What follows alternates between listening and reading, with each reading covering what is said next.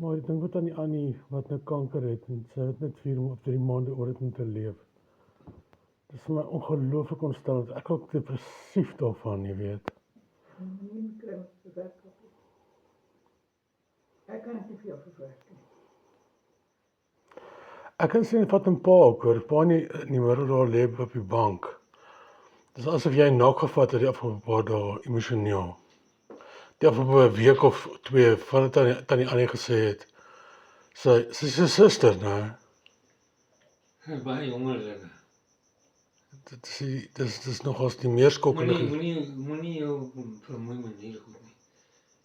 Ek dink jy niks nou mooi wat sy dit na skryf nie.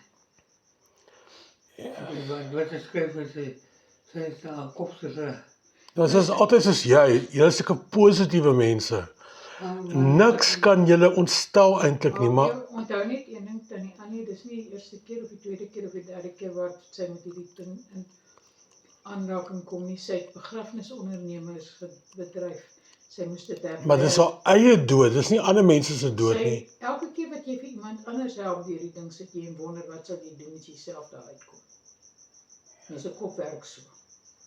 Sy het vir my gesê, Wat tannie man. luister Rappie, as jy in jouself wil krap, dan gaan doen jy dit.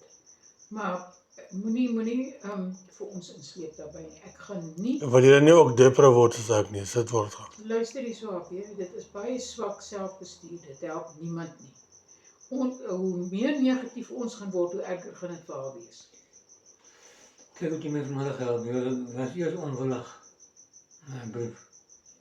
Jy was nie onwillig nie, ek wou net gou dat jy moet dit self skryf, en dit is Arie van der Kooi se kollega, long-time vriend kollega. Ek het dit gepraat. Jy het dit geskryf. Aanvankelijk wou jy nie, dit is 'n goeie punt van jou, maar ek vat my te lank. My hande is dom.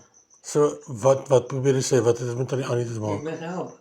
Jy het nie my brief geskryf nie. Jy het hom getik. Wat het met tannie Annie se kanker te maak, of die feit dat ek depressed is? Die instelling wat die mens het. Konstruktief. Ja. Ja, ek weet pa, maar dis vir my, Happie, ek het nou die dag, gister, met Karen gepraat wat haar man verloor het, 1 na 2 honde. dit is 'n nurse, ja. En toe het ek met haar, en sy is positief. Sy sê nee, dit gaan aan, maar haar werk hou haar gefokus. En ek kan onthou ouma dieselfde ding gesit, sy het op 'n stadium regtig 'n bad patch gehad. En sy het gesê, deur al daai goed heen, het sy op daai stadium nog gewerk, die werk, moes sy fokus op die werk, sy moes aangaan. Dit was die beste ding wat met haar kon gebeur het. 'n Mens moet besig bly